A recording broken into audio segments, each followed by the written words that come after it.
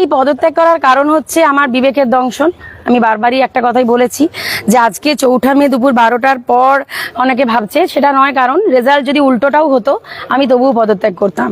তার কারণ ওই যে বললাম না, আমি যখন থেকে সেই ঘটনাগুলো দেখেছি, রাস্তায় টিচারদেরকে মারা হচ্ছে বা অভয়াকাণ্ডের সময় বিচার হচ্ছে না, তার মাকে মারধর করা হচ্ছে, সেগুলো দেখে যেন গায়ে কাঁটা দিয়ে উঠতো।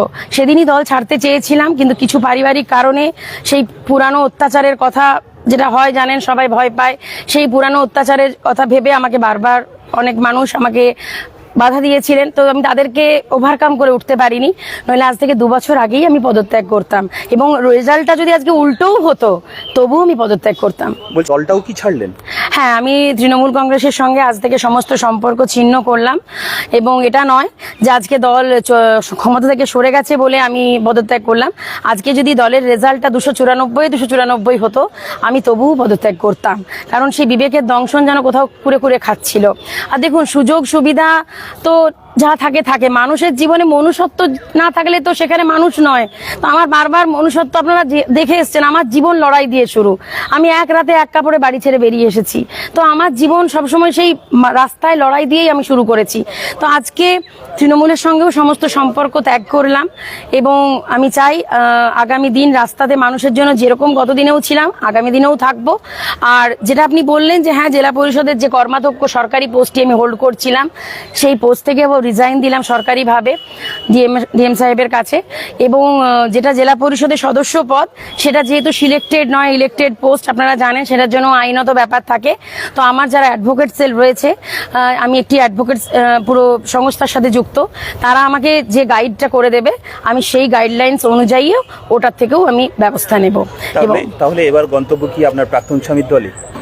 না না, দেখুন, দল তো কারো বাবার নয়, দল তো কারো পার্সোনাল প্রপার্টি নয়। আর আপনারা ওভাবে প্রশ্ন করছেন, দেখুন, আমি যেদিন ভারতীয় জনতা পার্টি করেছিলাম সেদিনও তো ওনার দল বলে তো করিনি, লড়াইটা ছিল আমার মানুষের জন্য রাস্তায়, ঠিক আছে। আর হ্যাঁ, নিশ্চয়ই আমি সেদিন একটা ব্যক্তিগত সম্পর্কে করেছিলাম, কিন্তু তার মানে এটা নয় যে দল কারো পার্সোনাল সম্পত্তি, দল তো সবার।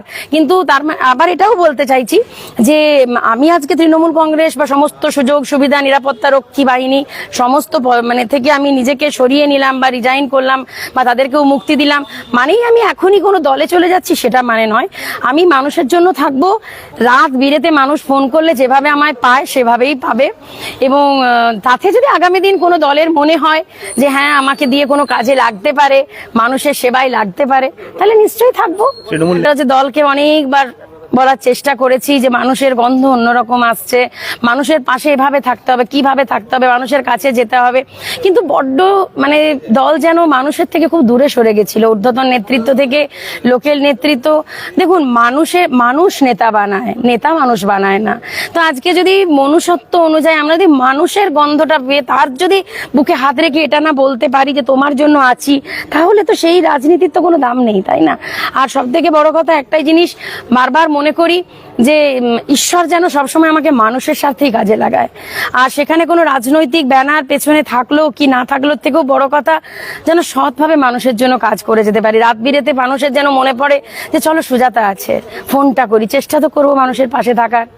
আজকে আমি বাঁকুড়া জেলা পরিষদের যে কর্মাধ্যক্ষ পোস্টেতে ছিলাম, যে সুযোগ সুবিধাগুলি পেতাম সেগুলি সবই থেকেই আমি আজকে রিজাইন করলাম।